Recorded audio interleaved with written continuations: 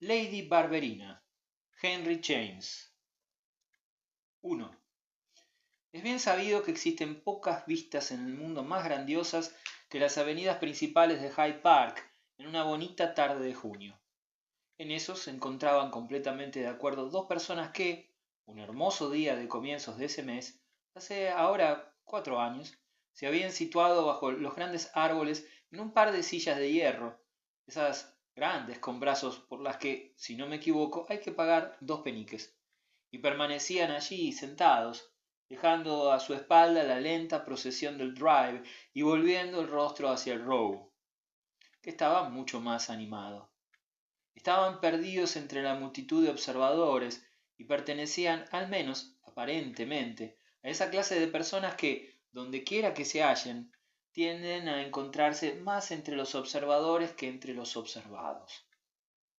Eran tranquilos, sencillos, de edad avanzada y de aspecto neutro. Resultaban agradables a todo aquel al que no le pasaran completamente desapercibidos, y sin embargo, entre toda aquella brillante concurrencia, es en ellos, por oscuros que parezcan, en quienes vamos a fijar nuestra atención. Le ruego al lector que tenga un poco de confianza, no que realice excesivas concesiones. En el rostro de nuestros amigos había algo que indicaba que estaban envejeciendo juntos y que gustaban de su mutua compañía lo bastante para no poner objeciones. El lector habrá adivinado que eran marido y mujer, y puede que también al mismo tiempo haya adivinado que pertenecían a esa nacionalidad que tanto abunda en Hyde Park en el apogeo de la temporada. Eran extraños familiares, por decirlo de alguna manera, y personas que resultaron tan enteradas y al mismo tiempo tan alejadas solo podían ser americanas. Naturalmente, esta reflexión uno solo podía hacerla al cabo de un rato, pues hay que admitir que ostentaban escasos signos patrióticos. Tenían una mente americana, pero eso era muy sutil, y podían dar la impresión, si uno se molestaba en fijarse, de que eran de familia inglesa o incluso continental. Era como si les fuera bien resultar insulsos. Todo el sabor lo llevaban en su conversación. No eran en absoluto llamativos, eran más bien grises, de tonalidades vaídas.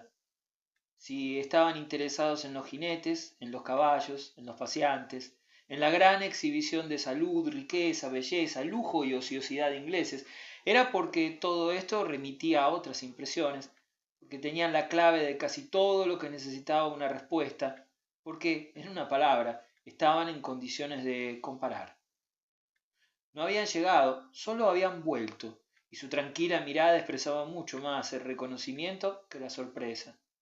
Puede también decirse categóricamente que Dexter Freer y su esposa pertenecían a esa clase de americanos que están constantemente de paso por Londres, poseedores de una fortuna cuyos límites, desde cualquier punto que se mirara, resultaban claramente visibles. No podían permitirse el que constituye el más desenfrenado de los lujos, residir en su propio país. Les resultaba mucho más fácil hacer economías en Dresde o en Florencia que en Búfalo o en Minneapolis. Al final el gasto realizado era el mismo y la inspiración obtenida era mucho mayor. Desde Florencia o Dresde, además, hacían constantes excursiones que no habrían sido posibles en las otras ciudades, y hasta es de temer que tuvieran algunos métodos de ahorro bastante caros. Iban a Londres a comprar los baúles de viaje, los cepillos de dientes, el papel de escribir. En ocasiones hasta cruzaban el Atlántico para asegurarse de que los precios allí seguían siendo los mismos. Eran en gran medida una pareja de hábitos sociales, interesadas en especial en las personas. Su mirada se enfocaba tan claramente en el aspecto humano que pasaban por ser aficionados al cotilleo y desde luego estaban muy al tanto de los asuntos de los demás. Tenían amigos en todos los países, en todas las ciudades, y no era culpa suya que la gente les contara sus secretos. Dexter Freer era un hombre alto y delgado, de ojos atentos y una nariz que más alzada que caída resultaba ante todo prominente. Se cepillaba el cabello que estaba surcado de blanco hacia adelante, por encima de las orejas, con esos mechones que aparecen en los retratos de caballeros bien afeitados de hace 50 años, y llevaba corbata y polainas anticuadas. Su esposa, una persona pequeña, regordeta, lozana, Con la cara blanca y el cabello aún completamente negro, sonreía todo el tiempo. Pero no había vuelto a reír desde la muerte de un hijo, al que había perdido a los 10 años de casarse. Su esposo, sin embargo, aunque normalmente se mostraba muy serio, se permitía en ocasiones sonoros regocijos. Inspiraba en la gente menos confianza que su marido, pero eso importaba poco, puesto que ella tenía la suficiente confianza en sí misma. Su vestido, que era siempre negro o gris oscuro, resultaba tan agradable y sencillo que se notaba que se sentía a gusto con él. Nunca resultaba elegante por casualidad.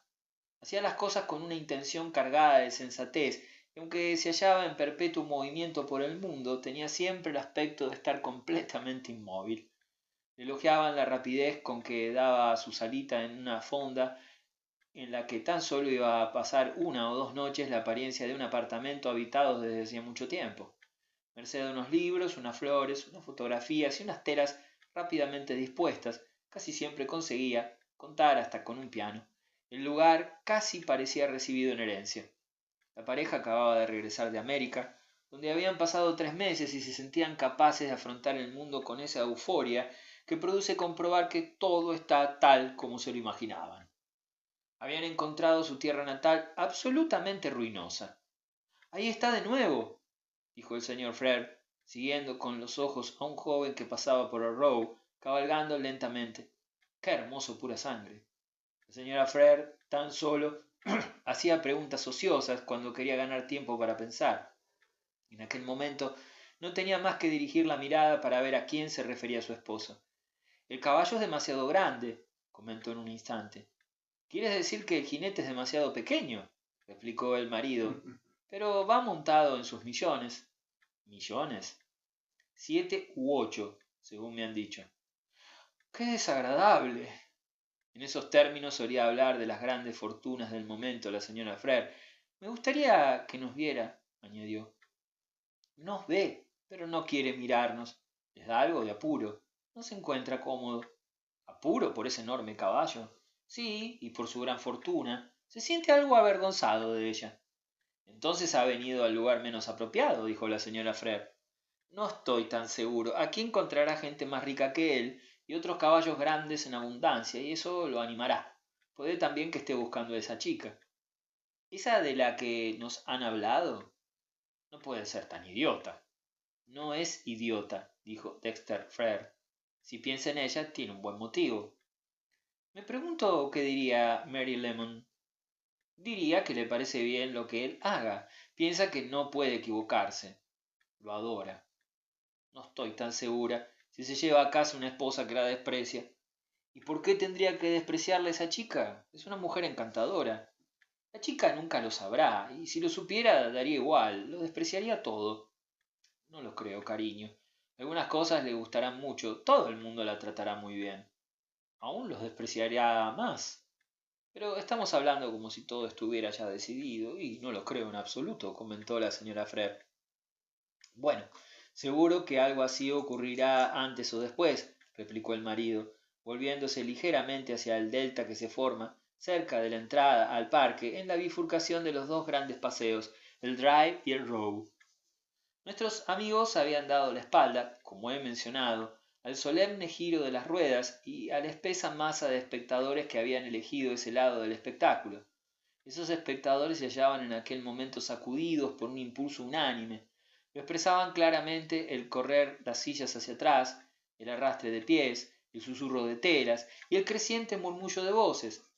La familia real se aproximaba, la familia real estaba pasando, la familia real acababa de pasar. Frere volvió ligeramente la cabeza y los oídos, pero no consiguió modificar más su posición, y su esposa no hizo ningún caso de la conmoción. Habían visto pasar a las familias reales de toda Europa, y sabían que pasaban muy rápido. A veces regresaban, a veces no.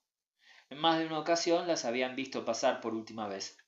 Eran turistas veteranos y sabían perfectamente cuándo debían ponerse en pie y cuándo permanecer sentados.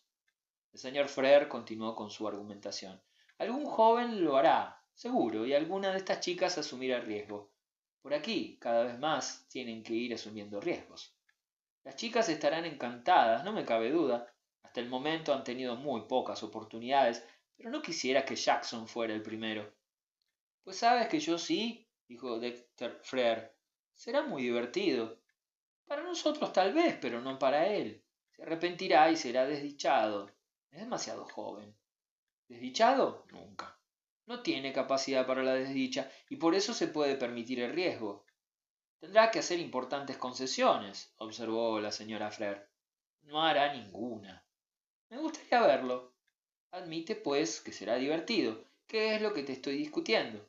Pero, como dices, estábamos hablando como si todo estuviera ya decidido, cuando probablemente no haya nada, nada en absoluto. Las mejores historias siempre resultan falsas. En este caso, lo lamentaré. Volvieron a quedarse en silencio mientras la gente pasaba y volvía a pasar ante ellos en una extraña, continua, sucesiva y mecánica secuencia de rostros. Observaban a la gente, pero nadie los observaba a ellos, aunque se suponía que todo el mundo iba allí para ver. Era todo asombroso, espectacular, y el conjunto componía un gran cuadro. El área ancha y larga del Row, su superficie de color marrón rojizo, punteada con figuras que avanzaban a saltos, se extendía en la distancia y hasta emborronarse en la atmósfera espesa y brillante. La oscura vegetación inglesa que bordeaba y se desbordaba sobre el paseo parecía exuberante y antigua, por más que la reavivara el aliento de junio. Grandes nubes de plata manchaban el suave azul del cielo estival y caían pesados rayos de luz sobre los espacios más tranquilos del parque, tal como se veían más allá del Row. Todo esto, sin embargo, constituía solamente el telón de fondo, porque la escena era principalmente humana y magnífica, llena de lustre y destellos, con los tonos contrastados de mil brillantes superficies. Ciertas cosas quedaban destacadas, dominando las brillantes ijadas de los perfectos caballos, el centelleo de bocados y espuelas, la suavidad de la fina ropa ceñida en hombros, brazos y piernas, el lustre de gorros y botas, la lozanía de la piel, la expresión de la sonrisa, los rostros que conversaban, el revuelo y resplandor de las rápidas galopadas.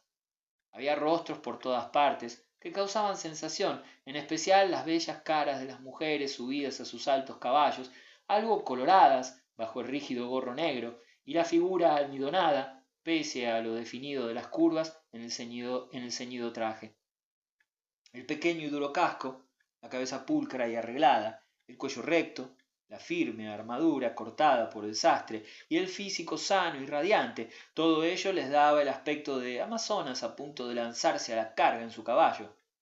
Los hombres, mirando a la distancia con buen perfil, el sombrero de ala ondulante, el alto cuello, las flores blancas en el pecho, las piernas y los pies largos, tenían un aire más decorativo y elaborado al avanzar a saltos al lado de las damas, siempre desacompasados. Eran tipos juveniles, pero no era todo juventud, porque más de una silla estaba ocupada por rotundas corpulencias y rostros rubicundos, con bigote blanco y corto o con barbilla de matrona. Observaban desde lo alto, cómodamente situados, en un equilibrio que era tanto moral y social como físico. Los paseantes se distinguían de los jinetes tan solo en que iban a pie y en que miraban a los jinetes más de lo que éstos los miraban a ellos, porque habrían figurado sobre una silla de montar y cabalgado igual de bien que ellos. Las mujeres llevaban sombreros pequeños y apretados y moñitos más apretados aún. Sus redondos mentones descansaban en lazos de encaje o, en algunos casos, de aros y cadenas de plata. Lucían espalda plana y estrecha cintura, caminaban despacio, sacando los codos, portando una sombrilla grande y volviendo la cabeza muy levemente a derecha o izquierda. Eran amazonas sin montura, pero prestas a saltar sobre la silla del caballo. Había mucha belleza y una impresión general de logrado desarrollo que surgía de los ojos claros y tranquilos y de los labios bien dibujados que formaban sílabas líquidas y breves sentencias. Algunos hombres jóvenes tenían, tanto como las mujeres, hermosa proporción y rostro ovalado, en los que la línea y el color resultaban puros y lozanos, y la idea de la propia importancia era lo de menos. Son muy hermosos, dijo el señor Frere al cabo de 10 minutos. ¡Qué blanco tan fino! Hacen muy bien con el blanco. Pero, ¿cuándo se aventuran con el color? Respondió la mujer. Estaba sentada con los ojos al nivel de las faldas de las damas que pasaban ante ella y había seguido el avance de una túnica de terciopelo verde enriquecida con ornamentos de acero y recogida en gran parte en las manos de su portadora, la cual, no habiendo cumplido aparentemente los 20 años, iba acompañada por una joven dama cubierta de leve muselina rosa, finalmente bordada con flores que parecían lirios. Aun así, en la multitud quedan maravillosamente, prosiguió Dexter Frere. Mira a los hombres, las mujeres y los caballos, todos juntos. Mira ese tipo grande que va en el zaino claro. ¿Podría haber algo más perfecto? Por cierto, se trata de Lord Canterville, añadió al instante, como si eso tuviera importancia. La señora Frere reconoció esa importancia hasta el punto de levantarse las gafas para observar a Lord Canterville. ¿Cómo lo sabes?, le preguntó con las gafas aún levantadas. Le oí decir algo la noche en que fui a la cámara de los lores. Fueron muy pocas palabras, pero lo recuerdo. Un hombre que estaba junto a mí me explicó quién era. No es tan apuesto como tú, dijo la señora Frere dejando caer las gafas. Ah, eres demasiado difícil, murmuró su marido. Qué pena que la chica no vaya con él, prosiguió. Tal vez veamos algo. Y enseguida resultó que la chica iba con él.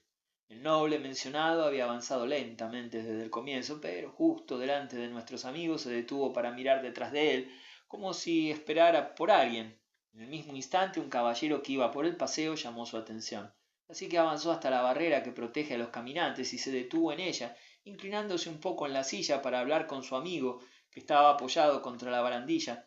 Lord Canterville resultaba, sin duda, perfecto, tal como había dicho su admirador americano. Con sus más de 60 años y su gran estatura y presencia, constituía realmente una espléndida visión. Maravillosamente conservado, tenía la lozanía de la edad mediana y habría parecido joven si el paso de los años no hubiera dejado su huella en el volumen de su contorno.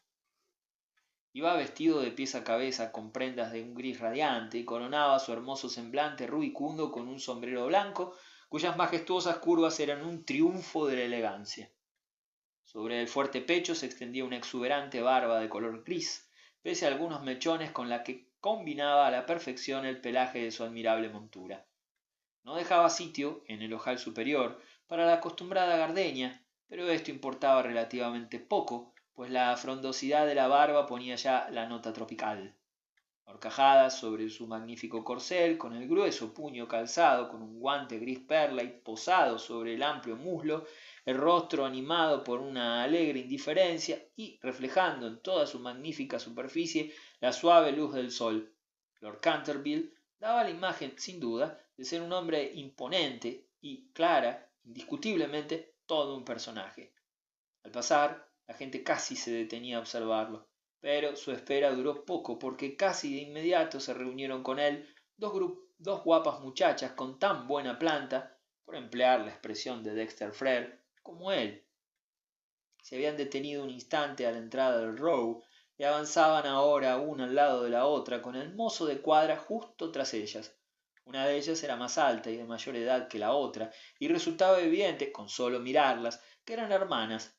Con sus preciosos hombros, su apretada cintura y la falda que colgaba sin formar ni una arruga como una plancha de zinc, representaban de manera perfecta a la bella muchacha inglesa en la posición en que más bella resulta. Claro está que son sus hijas, dijo Dexter Frere al verlas alejarse con Lord Canterville, y siendo así, una de ellas tiene que ser el amorcito de Jackson Lemon. Seguramente la más grande. Dijeron que era la mayor. Desde luego, es una hermosa criatura. Odiaría aquello, comentó la señora Frere en respuesta a aquella serie de inducciones. Ya sabes que no lo creo, pero, aunque así fuera, tendría que adaptarse. No se adaptará.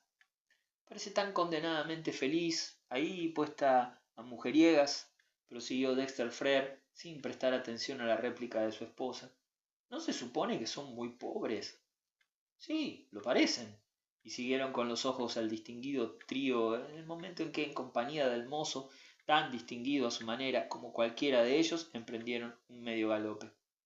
El aire se llenaba de sonidos, pero eran bajos y difusos, y cuando, junto a nuestros amigos, esos sonidos se volvían articulados, las palabras resultaban sencillas y escasas. Es tan bueno como el circo, ¿verdad, señora Frere? Estas palabras encajaban con la descripción, pero atravesaron el aire con mayor eficacia que cualquiera de las que habían oído en los últimos instantes. Habían sido pronunciadas por un joven que se había detenido bruscamente en el camino y se había quedado absorto mirando a sus compatriotas. Era bajo y robusto. Tenía rostro redondo y bondadoso y el cabello corto y tieso, como el que poblaba su barba, corta y erizada. Llevaba un gabán cruzado de paseo que, sin embargo, no llevaba abotonado, y en lo alto de la redonda cabeza se había colocado un sombrero sumamente pequeño, de los que llaman hongo. Le sentaba evidentemente bien, pero ni siquiera un sombrero profesional habría sabido por qué. Llevaba las manos calzadas con unos guantes nuevos de color marrón oscuro. Le colgaban a los costados, dándole un desacostumbrado aire de inactividad. No lucía paraguas ni bastón. Alargó casi con ansia una de sus manos hacia el señor Frere y enrojeció un poco al comprender que su gesto había resultado apresurado. Ah, doctor Feder, dijo ella sonriendo. Entonces le repitió a su esposo: el doctor Feder, cariño. Y el esposo exclamó: doctor Feder, ¿qué tal está? He hablado de su apariencia. Sin embargo, ninguno de los dos notó lo que llevaba puesto. Solo vieron una cosa, su rostro agradable, que le daba una apariencia de persona al mismo tiempo sencilla, inteligente y totalmente bondadosa. Recientemente habían viajado desde Nueva York en su compañía y había sido muy agradable tenerlo a bordo. Cuando solo llevaba un momento ante ellos, quedó vacante una silla al lado de la señora Frere, de la que tomó posesión, y allí, sentado, le expresó su opinión sobre el parque y cuánto le gustaba Londres. Como ella conocía a todo el mundo, también había conocido a muchos familiares suyos en su país, y mientras le escuchaban, ella recordaba lo importante que había sido la contribución de su familia a la cultura y virtud de Cincinnati. El horizonte social de la señora Frere abarcaba incluso aquella ciudad. Se había relacionado mucho con varias familias de Ohio, estaba al tanto de la posición que ostentaban allí los Feder. Esta familia, muy numerosa, formaba una enorme red de primos, y aunque la señora Frere era totalmente ajena a tal sistema, habría podido decir con quién se había desposado el tatarabuelo del doctor Feder. Todo el mundo, claro está, había oído hablar de las buenas obras de los descendientes de estas honorables personas, que eran generalmente médicos y excelentes, y cuyo nombre recordaba muy bien sus numerosos actos caritativos. Sidney Feder, que tenía varios primos de este nombre establecidos en el mismo campo laboral en Cincinnati, había trasladado su ambición y su persona a Nueva York, donde al cabo de los años su consulta había empezado a prosperar. Había estudiado la profesión en Viena y se había impregnado de ciencia germana. De hecho, con solo que hubiera llevado gafas, hubiera podido pasar perfectamente allí sentado, contemplando los jinetes que transitaban por Rotten Row, como si su paseo fuera una exitosa exhibición por un joven y distinguido alemán. Había acudido a Londres para asistir a un congreso médico que tenía lugar aquel año en la capital británica, pues su interés en el arte de sanar no se limitaba en absoluto a la curación de sus pacientes, sino que incluía cualquier forma de experimento, y la expresión de sus honestos ojos casi lograba que uno se resignara a la vivisección. Era la primera vez que acudía a Hyde Park, pues para los experimentos sociales le quedaba poco tiempo libre, siendo consciente, sin embargo, de que se trataba de un espectáculo muy típico y en cierto modo sintomático, había puesto todo su empeño en reservarle una tarde y se había engalanado para la ocasión. Es un magnífico espectáculo, le dijo a la señora Frere. Me encantan. Me entran ganas de tener caballo. Aunque recordara muy poco a Lord Canterville, montaba muy bien. Espere que vuelva a pasar Jackson Lemon, y podrá pararlo y pedirle que le deje dar una vuelta, fue la jocosa sugerencia de Dexter Frere. ¿Está aquí? Lo he estado buscando. Me gustaría verlo. ¿No asiste al congreso médico?, preguntó la señora Frere. Bueno, sí, asiste, pero no va mucho. Me parece que falta bastante. Lo puedo comprender, comentó el señor Frere. Creo que tiene un buen motivo para no acudir con regularidad. Un hermoso motivo. Un motivo encantador, prosiguió, inclinándose hacia adelante para atisbar hacia el comienzo del Row. Dios mío, qué motivo tan adorable. El doctor Feder siguió la dirección de sus ojos y al cabo de un momento comprendió la alusión. El pequeño Jackson Lemon, en su enorme caballo, volvía a pasar por la avenida, cabalgando al lado de una de las jóvenes que poco antes habían recorrido el camino en compañía de Lord Canterville. Detrás iba su señoría, conversando con la otra, la hija menor. Al pasar, Jackson Lemon volvió los ojos hacia la multitud congregada bajo los árboles y de esa forma fueron a posarse en los de Frere. Sonrió y se levantó el gorro con toda la simpatía posible. Sus tres acompañantes se volvieron a ver ante quien se inclinaba con tanta cordialidad. Al volver a colocarse el gorro, atisbó al joven de Cincinnati, al que antes había pasado por alto, y entonces sonrió aún más interesantemente y saludó a Sidney Feather con la mano, frenando al mismo tiempo un poco, solo por un instante, como si esperara tal vez que el doctor se acercara a hablar con él. Viéndolo con extraños, sin embargo, Sidney Feather se contuvo y se quedó mirándolo un poco mientras se alejaba. No es dado saber que en aquel momento la joven dama junto a la cual cabalgaba le preguntó sin ceremonias: ¿Quiénes son esos a los que ha saludado? Unos viejos amigos míos, americanos, respondió Jackson Lemon. Por supuesto que son americanos, no hay más que americanos hoy día. Ah, sí, ahora nos toca a nosotros, dijo el joven riéndose.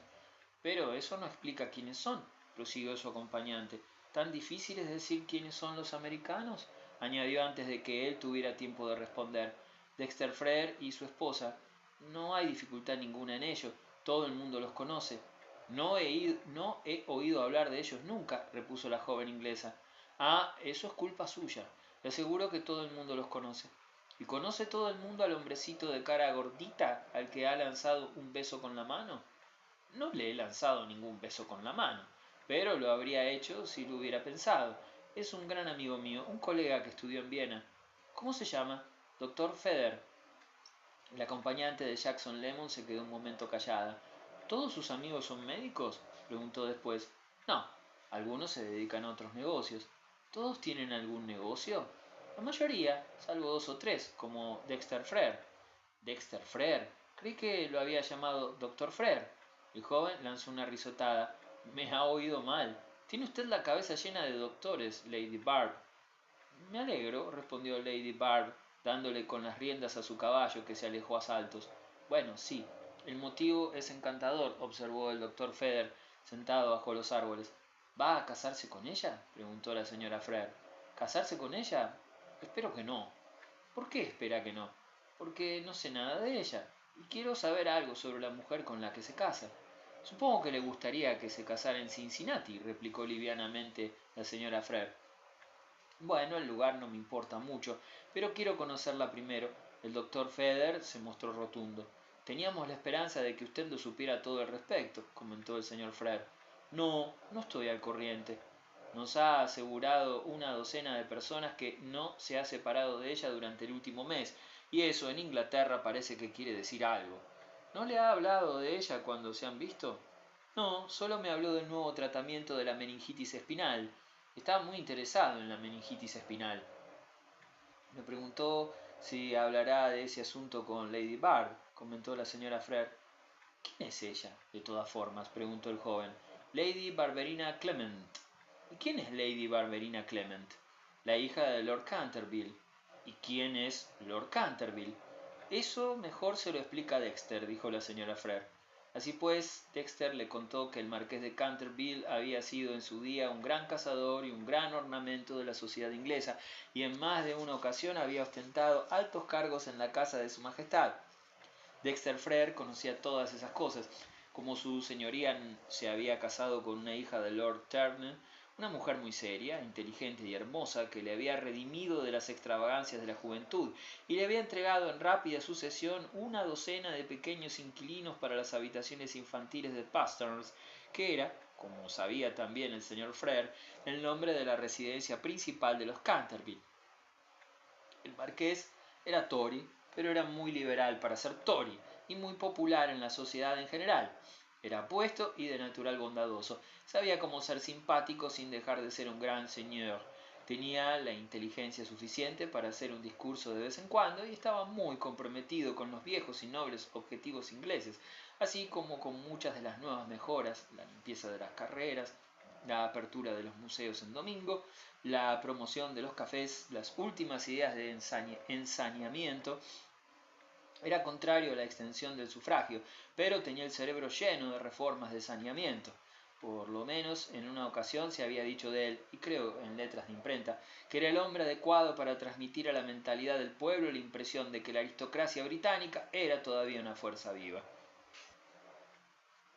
Por desgracia, no era muy rico, teniendo en cuenta que tenía que ser ejemplo de tales verdades. y de sus 12 hijos, no menos de 7 eran hembras. Lady Barberina, la amiga de Jackson Lemon, era la segunda. La mayor se había casado con Lord Beltmane. El señor Fred había aprendido a pronunciar su nombre de manera correcta, lo llamaba Bitumen. Lady Louisa había hecho muy bien porque su marido había contribuido al matrimonio con su riqueza y ella no había contribuido con nada, pero no se podía esperar que a las demás le fuera igual de bien. Afortunadamente, las más pequeñas estaban aún en el colegio y antes de que salieran de él, Lady Canterville, que era mujer de recursos, tendría que haber colocado las dos primeras. Era la primera temporada de Lady Agatha. No era tan guapa como su hermana, pero se pensaba que era más inteligente. Al señor Frere, media docena de personas le habían hablado de Jackson Lemon como un gran partido para los Canterville. Se suponía que era inmensamente rico. Bueno, y lo es, dijo Sidney Feather, que había escuchado el pequeño discurso del señor Frere con atención, incluso con entusiasmo, pero con un aire de cierta aprensión. Sí, pero no tan rico como seguramente piensan. ¿Quieren su dinero? ¿Eso es lo que buscan? Va usted al grano, murmuró la señora Frere. No tengo la menor idea, explicó su marido. Por sí mismo es un tipo muy agradable. Sí, pero es médico, repuso la señora Frere. ¿Qué tienen en contra de eso? Preguntó Sidney Feather. Bueno, ya sabe, por aquí solo lo llaman para que les receten algo, explicó Dexter Frere. La profesión no se considera esto lo que uno llamaría aristocrática. En fin, no lo sé, y tampoco estoy seguro de que quiera saberlo. ¿Cómo dice aristocrática? ¿Y qué profesión podría serlo? Resultaría bastante curioso. Muchos de los caballeros que asisten al Congreso son muy agradables. A mí me gustan mucho los médicos, comentó la señora Frere. Mi padre lo era, pero no se casan con la hija de un marqués. No creo que Jackson quiera casarse con esa. Es muy posible que no. La gente es tan burra, dijo Dexter Frere, pero tendrá que decidir. En cualquier caso, me gustaría que se enterara usted. Si quiere, puede hacerlo. Le preguntaré en el Congreso. Claro que puedo. Supongo que se tendrá que casar con alguien, añadió enseguida. Y ella puede estar bien. Dicen que es encantadora. Muy bien, entonces, no le hará daño. Pero tengo que decir que no estoy seguro de que me guste todo lo relativo a su familia. ¿Qué le he dicho? Todo es a su mayor gloria y honor. Son completamente honrados. Es como esa gente de Thackeray. Ah, sí, Thackeray hubiera contado con eso, exclamó la señora Frere con mucho énfasis. ¿Se refiere a toda esta escena? Preguntó el joven. No, me refiero al matrimonio de una noble británica con un médico americano. Habría sido un tema digno de Thackeray. Ya ves qué te parece, cariño, dijo Dexter Frere sin acritud. Me apetece como historia, pero no se lo deseo al doctor Lemon. ¿Todavía se hace llamar doctor? Preguntó el señor Frere al joven Feather. Supongo que sí, yo así le llamo. Naturalmente no practica, pero se es doctor para siempre. Eso será un dogma para Lady Barb. Sidney Feather se quedó mirándolo fijamente. ¿Acaso no tiene título ella también? ¿Qué querría que fuera él? Presidente de los Estados Unidos. Es un hombre de gran aptitud. Podría hallarse a la cabeza de la profesión. Cuando pienso en ello, me entran ganas de lanzar una maldición. ¿Para qué quiso su padre hacer todo ese dinero? Tiene que ser raro para ellos ver un hombre de medicina con 6 u 8 millones, observó el señor Frere. Usan el mismo término que los Choctaw, dijo su mujer. Vaya, algunos de sus propios médicos amasan fortunas inmensas, declaró Sidney Feather. ¿No podía la reina darle un título de baronet? La sugerencia la hizo la señora Frere. Sí, entonces sería aristocrático, comentó el joven, pero no entiendo por qué quiere casarse aquí. Me parece que es salirse del camino. Sin embargo, no me preocupa con tal de que sea feliz. Le tengo mucho aprecio. Tiene una gran capacidad. De no ser por su padre, habría sido un médico espléndido. Pero, como digo, tiene gran interés en la ciencia médica y creo que querrá incentivarla todo lo que pueda mediante su fortuna. Siempre se dedicará a algo en el terreno de la investigación. Piensa que sabemos algo y está empeñado en que sepamos más. Espero que no se lo impida a la joven marquesa. Ese es el título. Y espero que sean realmente buenas personas. Él debería ser un hombre muy útil. A mí me gustaría enterarme bien de cómo es la familia en la que voy a entrar al casarme. Cuando pasó en su caballo tuve la impresión de que estaba bien enterado de cómo son los Clement, dijo Dexter Frere. levantándose porque su mujer había comentado que era hora de marcharse, y me pareció que estaba muy satisfecho de lo que sabía. Allí van de vuelta, por el otro lado.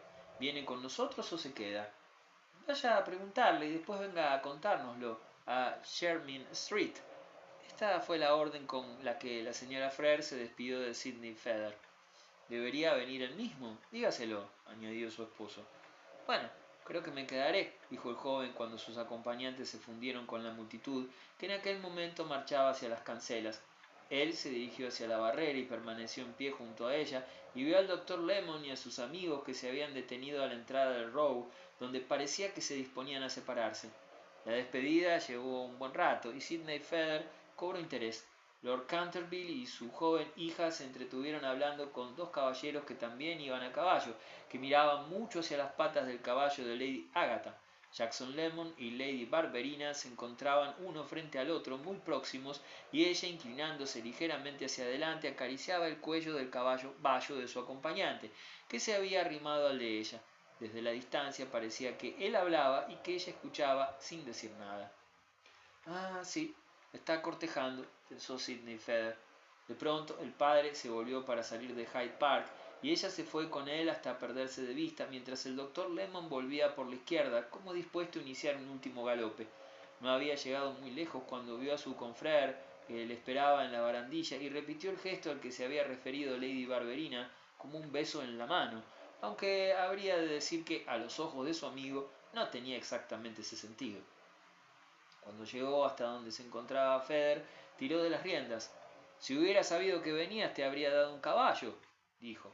Su persona no producía esa irradiación de riqueza y distinción que hacía que el Lord Canterville resplandeciera como un cuadro, pero allí sentado, con las pequeñas piernas sobresaliendo, daba impresión de astucia, fuerza y alegría, y tenía el aspecto de un mimado de la fortuna.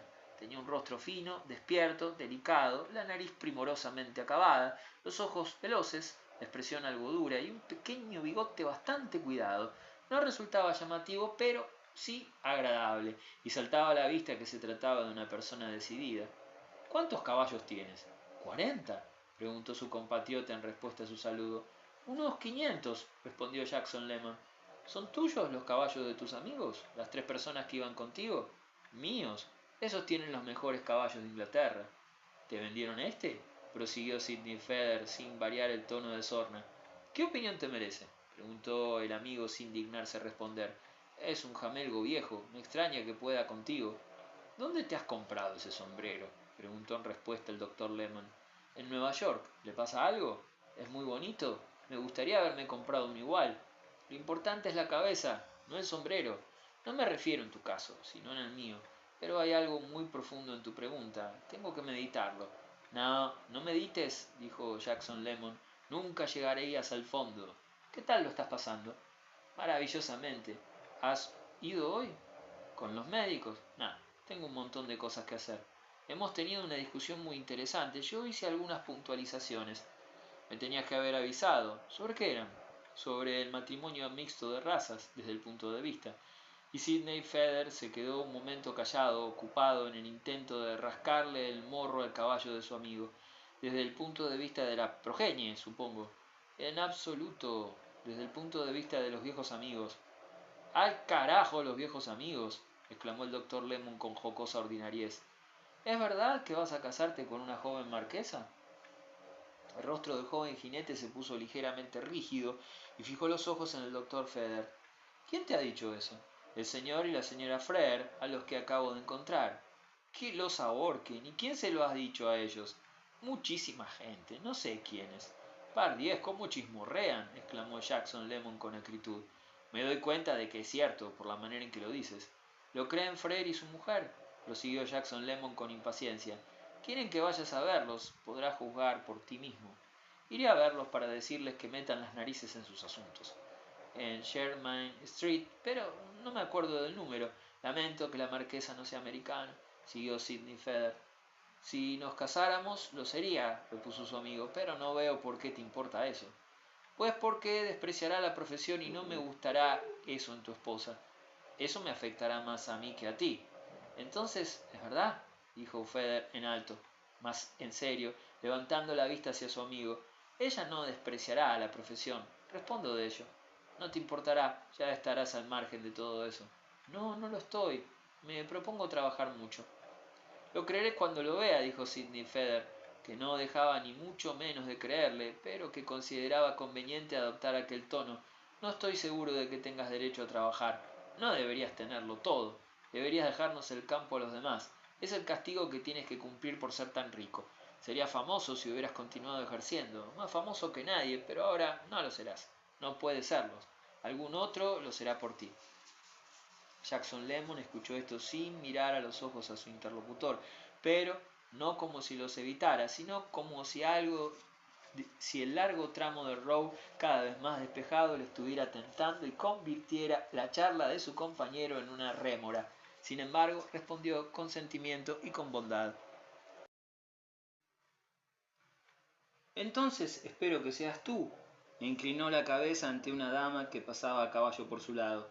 Lo seré, probablemente. Espero que te haga sentir mal. Eso es lo que estoy intentando. Me siento horriblemente, exclamó Jackson Lemon, especialmente porque no estoy prometido en absoluto. Bueno, eso está bien.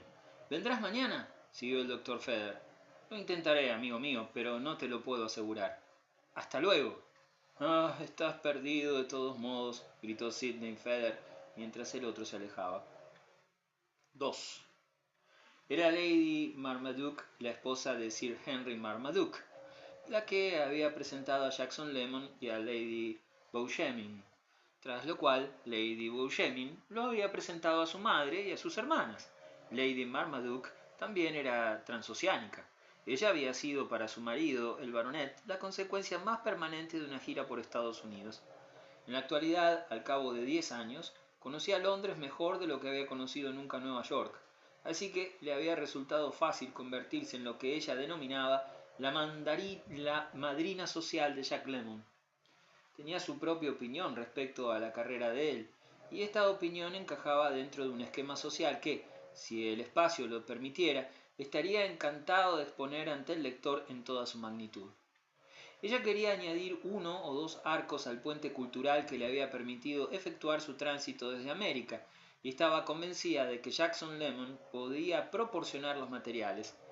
Aun siendo de estructura elemental y destartalada, veía este puente extendiéndose audazmente en el futuro de un sólido pilar al otro. Debía ir en ambos sentidos porque la reciprocidad era la tónica en el plan de Lady Marmaduke.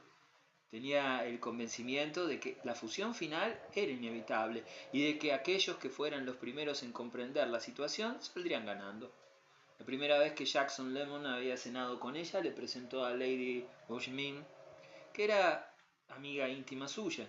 Lady Beauchemin fue extraordinariamente gentil. Le pidió que fuera a verla como si realmente lo deseara. Él lo hizo, y en la sala de su casa conoció a su madre, que coincidió que había ido a visitarla al mismo tiempo. Lady Canterville, no menos cordial que su hija, lo invitó a Pasterns para la semana de Pascua, y antes de que transcurriera un mes, le pareció que, aunque no era lo que hubiera llamado íntimo de ninguna familia londinense, la puerta de la casa de los Clement se le abría con mucha frecuencia. Esto era tener bastante buena suerte, porque siempre se abría para mostrar un escenario encantador. Los ocupantes de la casa pertenecían a una estirpe radiante y hermosa, y el interior de la casa tenía aspecto de ser sumamente cómodo. No se trataba del esplendor de Nueva York, tal como el joven había empezado a representárselo últimamente, sino de un esplendor en que había un impagable ingrediente de vejez. Él mismo tenía una buena cantidad de dinero, y el dinero era bueno, aunque fuera nuevo, pero el dinero viejo era el mejor. Incluso después de saber que la fortuna de Lord Canterville tenía más de antigua que de grande, seguía siendo la madurez del dorado elemento lo que impresionaba. Era Lady Beauchemin la que le había revelado que su padre no era rico, y le había dicho, además de esta, muchas otras cosas sorprendentes, ya fueran sorprendentes por sí mismas o por el hecho de que salieran de sus labios. Eso volvió a impresionarle esa noche, la del día en que había encontrado a Sidney Feather en Hyde Park. Cenó fuera en compañía de Lady Beauchemin, y después, como estaba sola, su marido se había ido a escuchar un debate, le sugirió un acuerdo. Ella tenía que presentarse en varios lugares y a algunos de ellos tenía que ir él también. Compararon sus anotaciones y acordaron ir juntos a casa de los Trumpington, a donde a las 11 en punto parecía que todo el mundo iba tan bien, pues el acceso de la casa estaba atascado por los carruajes de una distancia de media milla. Era una noche bochornosa. El coche de Lady Bushmin, ocupando su lugar en la fila, permanecía inmóvil durante ratos prolongados. En su rincón, junto a ella, a través de la ventanilla abierta, Jackson Lemon, agobiado y acalorado, observaba el pavimento húmedo y grasiento que reflejaba el cabeceante destello de la luz de una taberna. Lady Bushmin, sin embargo, no se mostró impaciente porque tenía un propósito en la mente y aquella situación le permitía decir lo que quería. ¿Realmente la quiere? Fue lo primero que preguntó.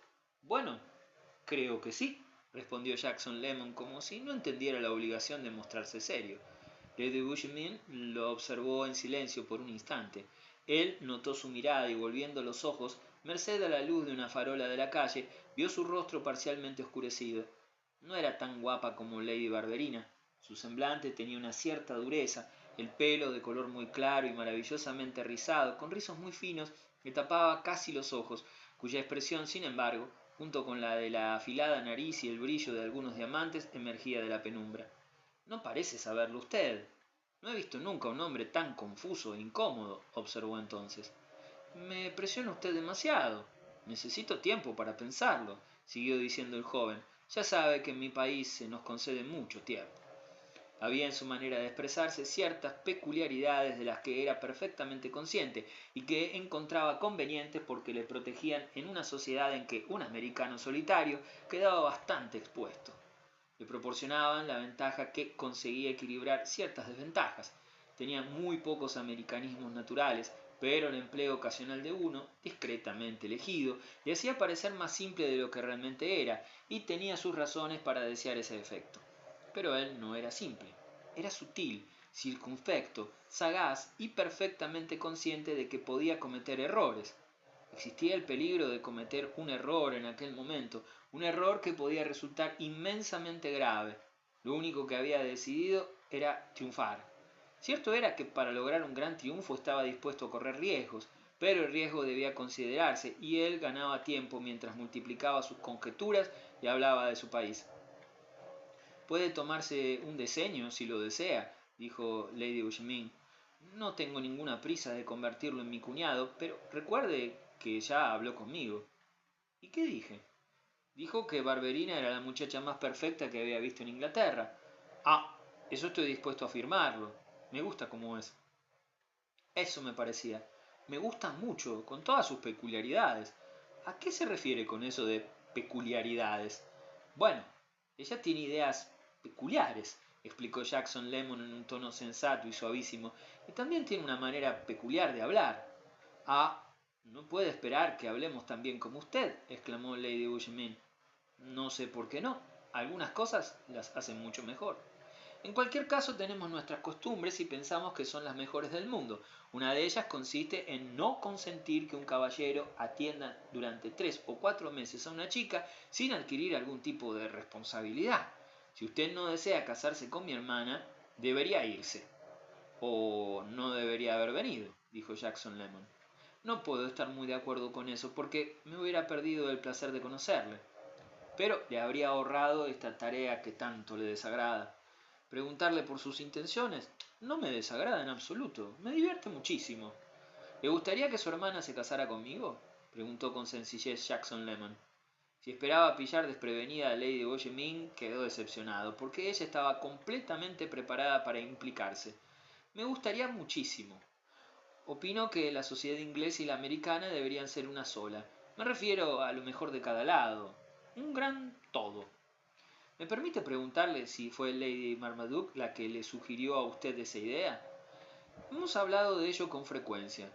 Sí, ese es su objetivo. Bueno, y el mío también. Pienso que hay mucho que hacer. Y le gustaría que lo hiciera yo. Exacto, para empezar. ¿No cree que deberíamos relacionarnos más? Me refiero a los mejores de cada país. Jackson Lemon se quedó un momento en silencio. Me temo que no albergo ideas generales. Si me caso con una chica inglesa no será por el bien de las especies. Bueno, queremos mezclarnos un poco, de eso estoy segura, dijo Lady Bushmin. Sin duda, eso lo ha aprendido Lady Marmaduke. Es agotador que no consienta usted en ponerse serio. Pero mi padre lo conseguirá, prosiguió Lady Bushmin. Puedo informarle de que pretende preguntarle por sus intenciones en 1 o 2 días. Eso es todo lo que quería decirle. Pienso que debería estar preparado. Se lo agradezco mucho. Lord Canterville hará muy bien. Había para Lady Bushmin algo realmente incomprensible en aquel pequeño médico americano al que ella había decidido ayudar sin ningún interés y que, aunque hubiera decidido olvidarse de la medicina, no era ni encantador ni distinguido, solo inmensamente rico, completamente original y en ningún modo insignificante. Era incomprensible, para empezar, que un médico fuera tan rico, o que un hombre tan rico fuera médico. Para alguien acostumbrado a ser siempre satisfecho en su sentido de lo apropiado, resultaba incluso irritante. El propio Jackson Lemon lo habría explicado mejor que nadie, pero esa era una explicación que no podía pedirse. Había más. Su fría aceptación de ciertas situaciones, su general indisposición a explicarse, su manera de refugiarse en chistes que a veces ni siquiera tenían el mérito de ser americanos, y su manera, también, de parecer un pretendiente sin ser un aspirante. Sin embargo, Lady Bushmin estaba, como Jackson Lemon, preparada para correr un cierto riesgo.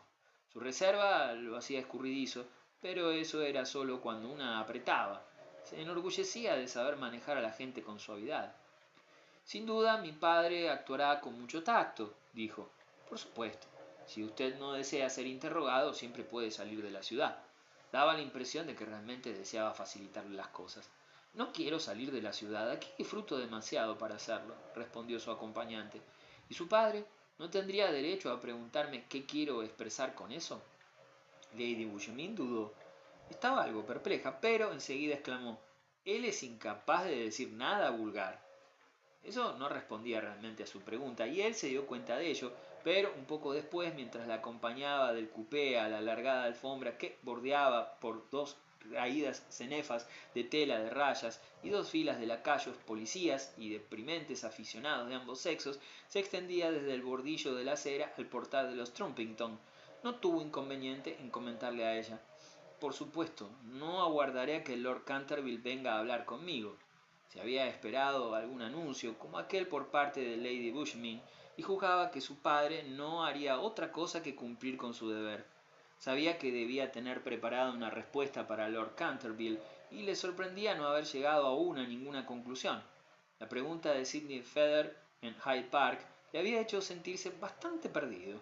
Era la primera alusión que se hacía a su posible boda, salvo por parte de Lady Bushmin.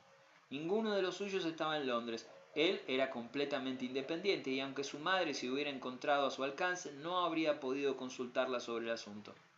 La amaba profundamente, más que a nadie, pero no era persona a la que pudiera consultar, puesto que aprobaba todo lo que hacía él. Esa era su norma. Aunque tuviera mucho cuidado de no ponerse demasiado serio cuando hablaba con Lady Bushmin, le empezó a dar vueltas el asunto en su interior, y lo hizo muy en serio. Se dedicó a ello incluso en medio de las distracciones de la siguiente media hora, mientras se constreñía para penetrar despacio y de costado por entre la multitud que llenaba el salón de los Trumpington. Al cabo de esa media hora salió de allí, y en la puerta encontró a Lady Bushmin, de la que se había separado al entrar en la casa, y que, esta vez acompañada por alguien de su propio sexo, esperaba la llegada de su carruaje para continuar su ronda de visitas. Le ofreció el brazo en la calle, y ella, al entrar en el vehículo, repitió el consejo de abandonar la ciudad por unos días. ¿Y quién, entonces, me diría lo que tengo que hacer?, le preguntó a modo de respuesta, mirando a través de la ventanilla. Por mucho que ella le dijera lo que tenía que hacer, él se sentía libre, y estaba resuelto a que eso no cambiara. Para demostrárselo a sí mismo, se subió de un salto a un coche de caballos y regresó a Brook Street, a su hotel, en vez de dirigirse a cierta casa de iluminados ventanales en Portland Place, donde sabía que, pasada la medianoche, encontraría a Lady Canterville y sus hijas. Se había hecho la referencia a ello entre Lady Barberina y él durante el paseo a caballo, y seguramente ella esperaría que fuera, pero el hecho de no ir le permitía saborear su libertad, y le gustaba ese sabor. Se daba cuenta de que para disfrutarlo a sus anchas debería irse a la cama, pero no se acostó, ni siquiera se quitó el sombrero.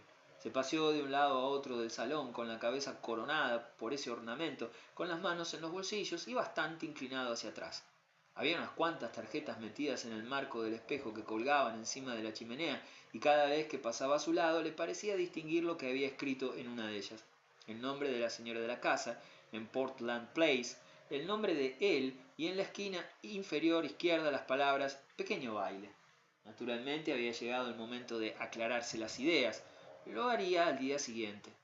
Eso es lo que se decía mientras caminaba de un lado para otro, y dependiendo de lo que decidiera, hablaría con Lord Canterville o cogería el expreso nocturno a París. Mientras tanto, sería mejor que no se viera con Lady Barberina. Le resultaba muy evidente, al mirar vagamente hacia aquella tarjeta metida en el espejo de la chimenea, que había llegado demasiado lejos, y había llegado tan lejos porque estaba bajo el embrujo. Sí, estaba enamorado de Lady Bard, no había ninguna duda al respecto. Tenía buen ojo clínico y sabía diagnosticar perfectamente lo que le ocurría. No perdió el tiempo cavilando sobre el misterio de su pasión ni preguntándose si habría podido escapar al comienzo, en caso de haber estado un poco alerta, ni si moriría en caso de separación. Lo aceptó con franqueza, por el placer que le daba hacerlo, y porque la muchacha era una delicia para los ojos, y se limitó a considerar si esa boda cuadraría con su situación general. Tal cosa no tenía por qué desprenderse necesariamente del hecho de estar enamorado. Había muchas otras circunstancias que considerar.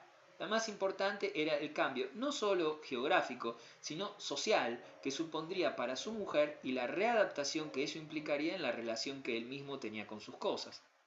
No le gustaban las readaptaciones y no había motivo para que le gustaran. Su posición era en muchos aspectos muy ventajosa, pero la muchacha lo tentaba de manera casi irresistible, satisfaciendo su imaginación, tanto de enamorado como de estudiante del organismo humano.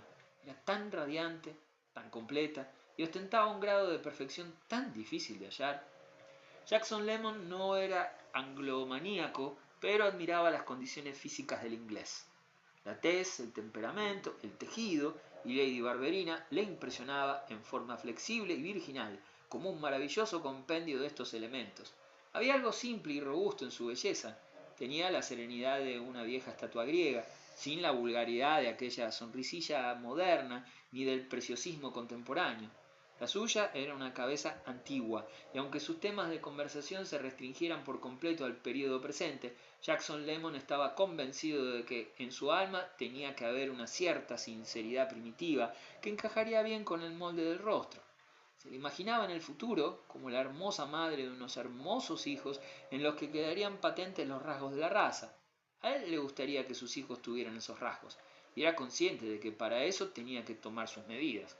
Muchas personas los poseían en Inglaterra y para él era un placer observarlos, especialmente cuando nadie lo lucía de manera tan inconfundible como la segundogénita de Lord Canterville.